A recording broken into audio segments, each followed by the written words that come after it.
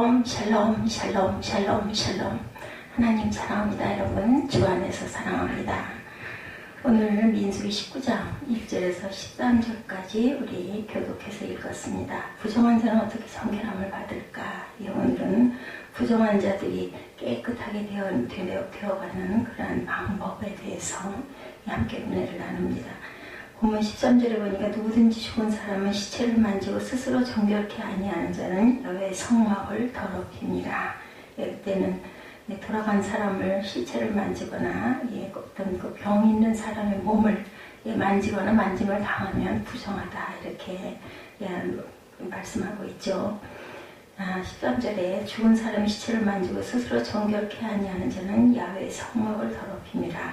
그가 이스라엘에서 끊어질 것은 정결케 하는 물을 그에게 뿌리지 아니함으로 깨끗게 되지 못하고 그 부정함이 그저 있음이니라 이렇게 됩니다.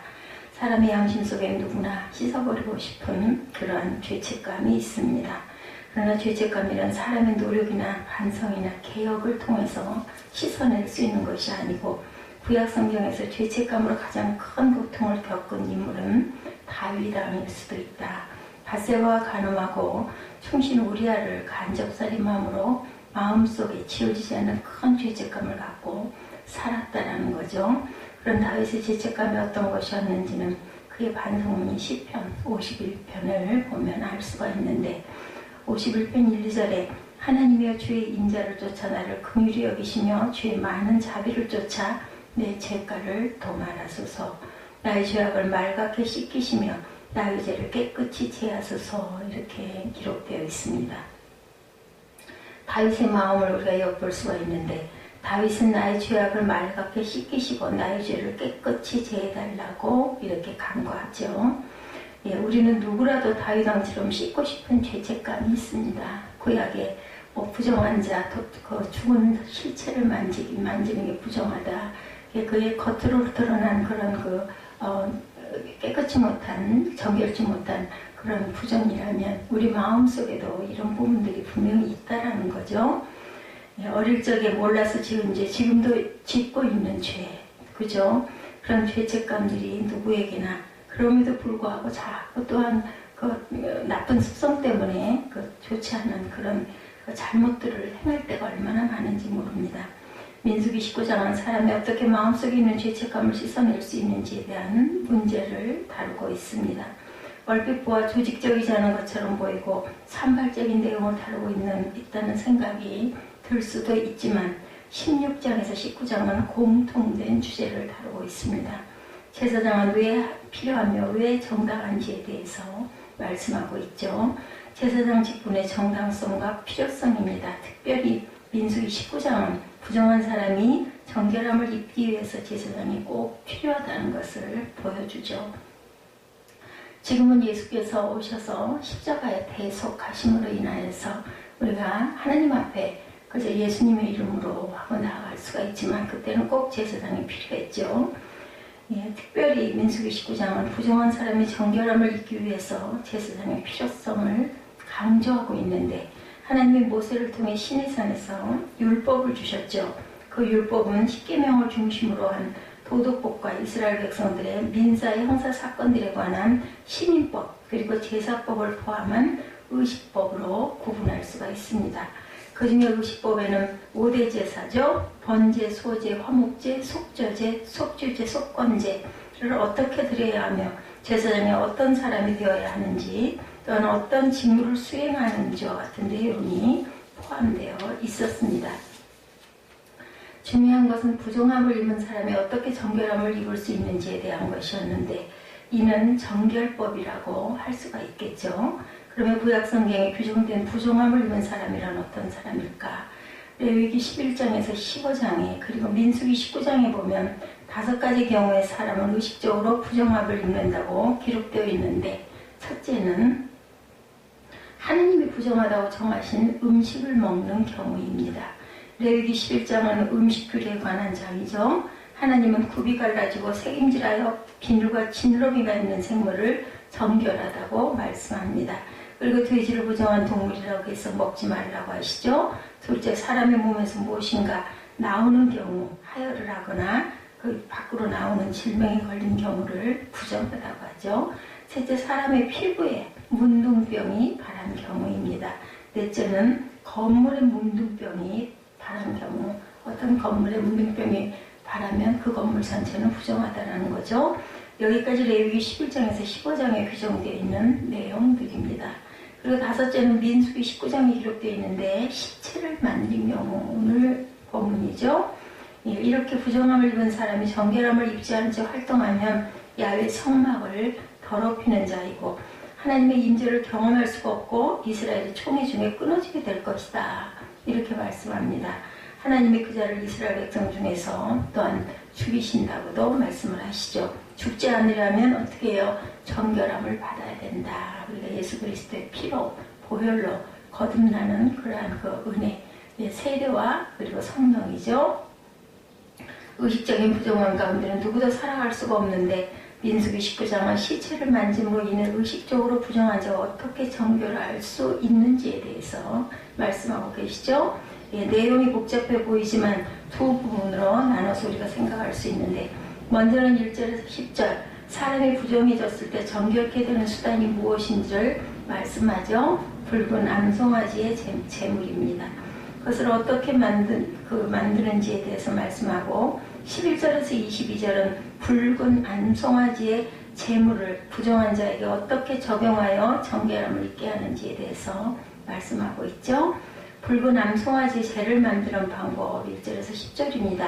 본문은 붉은 암송아지의 제물 만드는 방법을 규정하는데 하나님은 아론의 셋째 아들인 엘르아살에게 온전하여 흠이 없고 멍에를 메어보지 아니한 붉은 암송아지 한 마리를 갖다 주라고 말씀합니다.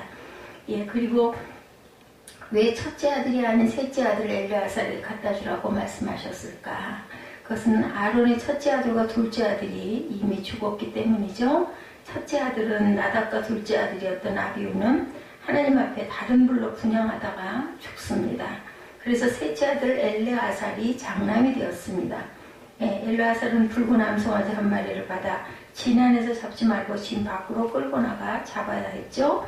이는 예수 그리스도께서 예루살렘 성 안에서 죽은 것이 아니라 영문 밖에서 죽게 될 것을 예표하고 있습니다. 그리고 진 밖 자기 목전에서 잡으라고 하죠.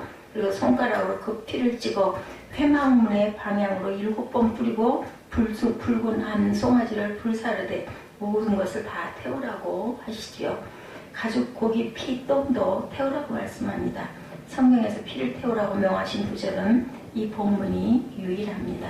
일반적으로 피를 땅에 뿌리거나 쏟아버리는 것인데 피까지 태우라고 명하셨죠. 그 이유는 붉은 암송아지의 제가 죄를 씻어내는 역할을 하기 때문에 피까지 태워져야 했던 것이었습니다. 히브리서 9장 22절에 율법을 쫓아 거의 모든 물건이 피로써 정결케 되나니 피뿌림이 없음 즉 사함이 없느니라 이렇게 기록되어 있습니다. 암송아지의 죄는 피가 태워진 죄이기 때문에 사람을 정결케 하는 효과가 있죠. 하나님은 암송아지를 태우는데 피까지 모두 태우라고 명령하셨는데 제사장은 붉은 암송아지를 태울 때 세 가지를 첨가해야 했다. 백향목과 우슬초와 홍색실이죠. 백향목이 어떤 색의 나무인지 백향목은 붉은색의 나무입니다. 우리가 생각할 때는 백향목 하니까 하얄 것 같은데 나무는 붉습니다. 그런데 이 백향목을 잘 관리하지 않으면 회색으로 변색이 되죠. 그러나 원색은 붉은색이라는 사실을 우리가 꼭 알고 가야 되겠다. 그리고 함께 태우는 우슬초와 홍색실도 모두 붉은색입니다. 피가 붉은색이기 때문에 백향목, 우슬초, 홍색실이 같은 붉은색이고 피가 정결케 하는 능력이 있음을 이렇게 상징적으로 또한 보여주고 있죠. 암송아지의 죄도 피를 태운 죄이고 거기에 함께 태운 것들도 모두 붉은색, 피도 물론 붉은색이죠. 그것은 피가 죄사함의 효과를 갖고 있음을 보여준다. 암송아지를 다 태운 후 죄가 되면 정결한 사람이 그 죄를 걷어 진바 깨끗하게 정결한 곳에 두라고 이렇게 말씀합니다. 그리고 그 죄를 사용해서 부정함을 입은 사람들을 정결하게 하는데 사용하라고 그러시죠. 죄를 흐르는 물에 타서 잿물로 만들어 그 사람에게 뿌려 깨끗하게 하라는 것인데 9절에 보면 이를 속죄죄다 이렇게 말씀합니다.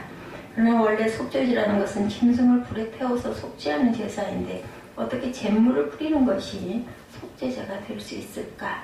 쉽게 말해서 이것은 인스턴트 속죄제라고 할 수가 있는데, 원래는 태우는 절차는 모두 거쳐야 하는데 물만 부어 먹으면 되는 인스턴트 라면처럼 태워놓은 죄를 물에 타서 사용하면 속죄죄의 역할을 할 수 있다는 것입니다.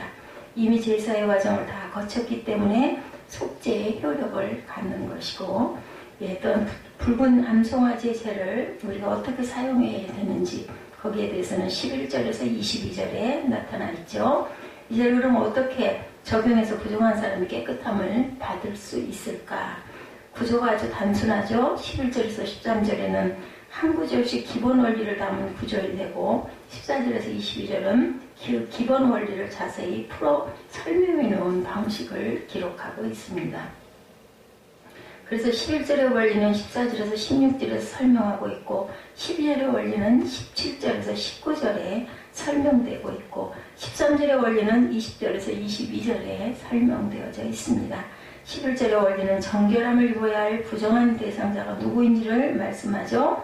그는 시체를 만진 사람이다. 시체를 만진 사람은 7일 동안 부정해진다고 하죠. 그리고 그 자세한 내용이 14절에서 16절에 기록되어 있습니다. 시체가 있던 장막에 함께 있던 사람, 장막에 들어간 사람, 장막 안 뚜껑을 덮어놓지 않았던 그릇 등 모든 것이 다 부정했죠. 또 그 들에서 칼에 맞아 죽은 사람의 시체나 뼈 무덤을 만진 경우도 마찬가지고, 이 자세한 내용의 일반 원리는 11절입니다. 시체를 만진 자는 10일 동안, 11일 동안은 부정하다. 그리고 12절은 붉은 암송아지의 잿물을 어떻게 실제적으로 적용할 것인지에 대해서 기본 원리를 설명합니다. 실제적인 과정이죠. 그는 제3일과 제7일에 이 잿물로 정결하게 하라. 그러면 어떤 방식으로 할 것인가? 이 설명이 17절에 19절에 기록되어 있는데, 암송아지 죄를 가져다 잿물을 만드는데 마시면 죽은 양잿물은 아닙니다.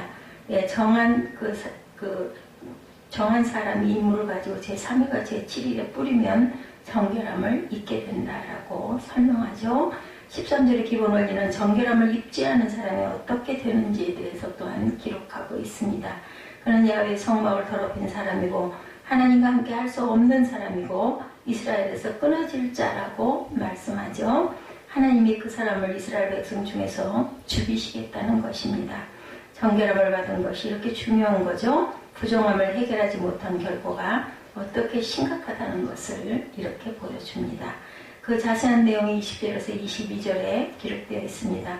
사람이 부정하고도 스스로 정결케 아니하면 야훼의 성소를 더럽힘이니 그러므로 총회 중에서 끊어질 것이니라.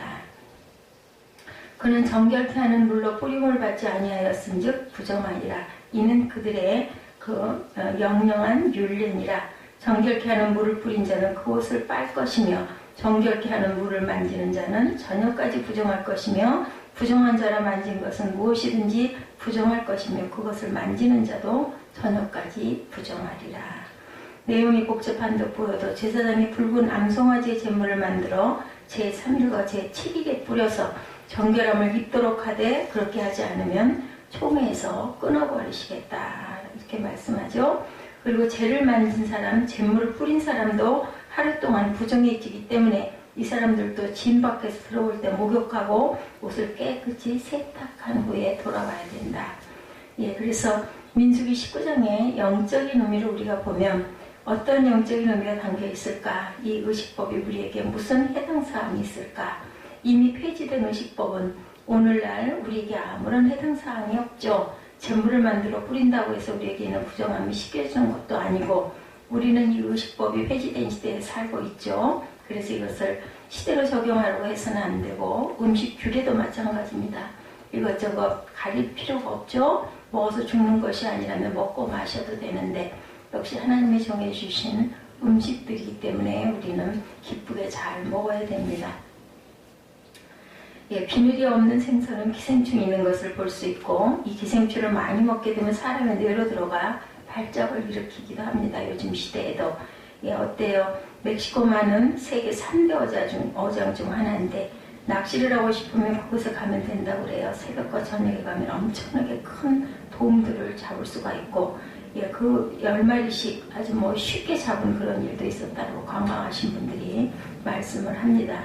그런데 이렇게 비늘이 없는 생선은 기생충이 있다는 것을 우리가 알아야 된다. 그래서 우리가 조심해야 되겠죠. 의식법의 제사법, 음식규례나 정결례는 모두 폐지가 되고 지금은 그대로 적용할 수도 없고 적용할 필요도 없습니다. 사도행전 10장 14, 5절에 베드로가 가로되 주여 그럴 수 없나이다. 속되고 깨끗지 아니한 물건을 내가 언제든지 먹지 않겠나이다. 한데 또 두 번째 소리가 있죠. 하늘에서 깨끗한 것을 내가 속되다 하지 말아라. 하나님께서는 이렇게 말씀하죠. 먹으라고. 히브리서 10장 1절에 율법은 장차오는 좋은 일의 그림자고 참 형상이 아니므로 해마다 드리는 바 같은 제사로는 나오는 자들을 언제든지 온전케 할 수 없느니라고 기록됩니다. 민수기 19장은 예표고 그림자라는 것을 우리가 알아야 되겠다. 민수기 19장에 가르쳐주고 있는 실제적 진리는 세 가지인데, 첫째, 모든 인간의 마음을 부정해서 정결함을 받아야 할 필요가 있다. 심지어 잿물을 뿌리는 자도 하루 동안 부정하다고 했습니다. 모든 사람이 죄인이라는 사실을 말씀하죠. 마태복음 15장 19절에서 20절에 마음에서 나오는 것은 악한 생각과 살인과 간음과 음란과 도둑질과 거짓 증거와 배왕이, 이런 것들이 사람을 더럽게 하는 것이요 찢지 않은 손으로 먹는 것은 사람을 더럽게 하지 못하니라고 이렇게 기록되어 있습니다. 사람의 마음속에는 각종 악한 생각과 살인, 간음, 도적질과 같은 나쁜 것들이 가득하다. 부정한 음식을 먹어서 부정하게 되는 것이 아니라 마음속에 더러운 것들이 나와서 그것들이 사람을 더럽게 한다고 말씀하죠. 부정하지 않은 사람이 이 세상에 단 한 사람도 존재하지 않습니다. 한경직 목사님의 목회 이야기가 가끔 우리들에게 들려옵니다. 그분에게도 목회 사역을 회방하는 30명의 그룹이 있었다고 하죠. 한 번은 그 중에 한 사람이 목사님을 찾아와서 이런 것이 나쁘고 저런 것이 좋지 않다고 한참을 이야기하더라는 거죠. 그래서 목사님이 그 이야기를 듣고 이렇게 대답하셨다고 합니다. 저는 당신 이야기인 것보다 한 100배는 더 못된 사람입니다. 그랬더니 그 사람이 할 말을 중단하고 돌아갔다고 그러죠. 한 목사님은 같은 분도 그렇게 말을 하니 사람의 마음속에 얼마나 많은 악이 들어있겠습니까? 그죠? 사람은 누구라도 부정한 상태를 그대로 가지고 있으면 하나님 나라의 백성이 될 수가 없고 천국에 들어갈 수가 없습니다. 로마서 3장 10절에서 12절에 기록한 바 의인은 없나니 하나도 없고 깨달은 자도 없고 하나님을 찾는 자도 없다. 다 지우쳐 한 가지로 무익하게 되고 선을 행하는 자는 없나니 하나도 없도다 라고 기록되어 있죠. 죄의 부정함을 씻을 수 있는 세척제는 외부로부터 임해야 합니다. 인간의 전적 타락은 건전한 기독교 진리의 제1출발점입니다. 둘째, 하나님은 부정한 자가 정결함을 받을 수 있는 모든 수단과 절차를 제공하시죠. 민수기 19장은 성경 중에서 특별히 아름답고 은혜스러운 내용을 담고 있는 장입니다. 붉은 암송아지의 제물이 사람의 부정함을 씻을 수 있다는 예표고 그림자입니다. 그 실체는 예수 그리스도의 보혈의 피죠. 사람의 부정함을 씻어줄 유일한 수단이죠.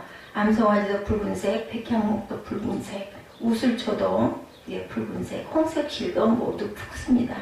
이것은 예수의 피와 이외의 사람의 더러움을 씻어낼 수단이 없다라는 것의 상징입니다. 히브리서 9장 13, 14절에 염소와 황소의 피와 및 암송아지의 피로 암송아지의 그 죄로 부정한 자에게 부려 그 육체를 정결케 하여 거룩케 하거든 하물며 영원하신 성령으로 말미암아 흠없는 자기를 하나님께 드린 그리스도의 피가 어찌 너희 양심으로 죽은 행실을 깨끗하게 하고 살아계신 하나님을 섬기게 못하겠느냐, 이렇게 기록되어 있습니다. 붉은 암송아지의 죄는 외적이고 의식적인 죄에 부정함을 씻어주는 것이지만 예수 그리스도의 피는 내적인 양심의 죄를 씻어주고 죄책감을 없애주고 양심의 평안함을 주어서 죽어도 천국에 갈 수 있겠구나 하는 확신을 갖게 해주는 것이다. 사람의 부정함을 그리스도의 피로 어떻게 씻음을 받을 수 있을까? 중요한 두 단계가 있죠. 예수님을 믿고 이 두 단계의 씻음을 이해하지 못하면 평생 구원받지 못하는 그리스도인이 될 수도 있다. 1단계의 씻음은 예수 그리스도를 믿고 그리스도의 피로 모든 죄를 책임져 주시는 중생의 씻음이죠. 디도서 3장 5절에 우리를 구원하시되 우리의 행함과 의로운 행위로 말미암지 아니하고 오직 그의 긍휼하심을 쫓아 중생의 씻음과 성령의 새롭게 하심으로 하셨나니 이렇게 기록되어 있습니다. 이러한 중생의 씻음은 기본 구원에 해당이 되죠. 그러면 어때요? 중생의 씻음을 받은 사람도 세상을 살다 보면 남아있는 죄성으로 인해서 날마다 부정한 것을 또한 피할 수가 없습니다. 그러면 하나님과의 관계가 또 멀어지죠. 그때마다 그리스도의 피로 씻음을 받아서 하나님께 가까이 나아가야 한다. 멀어지면 우리한테 손입니다. 하나님은 복의 근원이시기 때문에 하나님을 가까이 해야 복을 받을 수 있고, 그래서 필요한 씻음이 바로 2단계 정화의 씻음이다. 요한일서 1장 9절에 만일 우리가 우리 죄를 자백하면 저는 미쁘시고 우러우사 우리 죄를 사하시며 모든 불의에서 우리를 깨끗하게 하실 것이요 라고 기록되어 있습니다. 우리 모든 그리스도인들은 우리 죄를 사하시고 모든 불의에서 깨끗게 하시는 정화의 씻음을 날마다 받아야 한다는 것을 잊어서는 안 된다. 그러나 정화의 씻음은 중생의 씻음과 같지는 않습니다. 중생의 씻음은 평생 한 번 있는 일회적인 사건이고 정화의 씻음은 매일 반복되어야 한다는 거죠. 예수 그리스도의 피는 우리를 지옥에서 천국으로 옮겨줄 뿐만 아니라 이 세상을 살아가는 동안에 우리의 죄를 씻어 하나님과 가까이 할 수 있게 하는 능력을 주십니다. 그래서 오직 예수 그리스도의 피만이 우리의 죄책감을 씻어주시는 유일한 그 세탁제가 된다. 예수님의 제자였던 베드로는 예수님을 향해 어찌하여 내 발을 씻기시나이까 그렇게 얘기했죠. 예수께서는 베드로에게 내가 내 발을 씻게 하지 아니하면 내가 나와는 아무 상관이 없다 이렇게 말씀하죠. 요한복음 13장 10절에 예수께서 가라사대 이미 목욕한 자는 발밖에 씻을 필요가 없느니라. 온몸이 깨끗하니라. 너희가 깨끗하나 다는 아니니라 이렇게 말씀하죠. 중생의 씻음은 목욕입니다. 정화의 씻음은 발을 씻는 것이죠. 목욕한 사람은 지옥에 가지는 않습니다. 그러나 중생의 씻음을 받은 사람은 이 세상을 살면서 발이 더러워지는 것을 우리는 피할 수가 없죠. 그때마다 정화의 씻음을 통해서 정결함을 받아야 한다는 것을 이렇게 보여주죠. 그리고 마지막으로 하나님이 제공하신 정결의 수단을 거부한 자는 결단코 천국에 들어갈 수 없다. 민수기 오늘 본문 19장 13절에 누구든지 죽은 사람의 시체를 만지고 스스로 정결케 아니하는 자는 야훼의 성막을 더럽힘이라. 그가 이스라엘에서 끊쳐질 것은 정결케 하는 물을 그에게 뿌리지 아니하므로 깨끗게 되지 못하고 부정함이 있음이라고 기록되어 있고, 20절에도 사람이 부정하고도 스스로 정결케 아니하면 야훼 성소를 더럽힘이니 그러므로 총회 중에서 끊어질 것이다. 그는 정결케 하는 물로 뿌리움을 받지 아니하였은즉 부정하니라 이렇게 기록되어 있습니다. 목욕도 하지 않고 발도 씻지 않은 사람은 여호와의 목전에 설 수가 없겠죠. 이런 사람은 누구라도 절대로 천국에 들어갈 수가 없다. 마음이 부패한 인간이 산에 가서 돌을 닦으면 정결함을 얻을 수가 있겠습니까? 아니죠. 하나님이 제공하신 정결의 수단을 거부한 자에게는 영원한 영벌과 지옥이 기다릴 뿐이다. 우리는 중생의 씻음을 얻어 천국에 들어갈 수 있게 되었고, 정화의 씻음을 얻어 날마다 하나님을 가까이 하며 살아가고 있습니다. 부정함을 깨끗게 하여 하나님이 주시는 복으로 풍성한 삶을 누리고 우리가 천국에 들어가는 역사가 하나님 안에서 예수 그리스도 안에서 승리하는 역사가 있기를 주님의 이름으로 축복합니다. 오늘 민수기 19장 1절에서 13절 우리가 말씀에서 어떻게 정결함을 받을 수 있는가, 부정한 자에 대한 그 구약의 율례에 대해서 함께 은혜를 나눴습니다. 우리 마지막 절 13절 읽고 기도하는 시간 갖도록 하죠.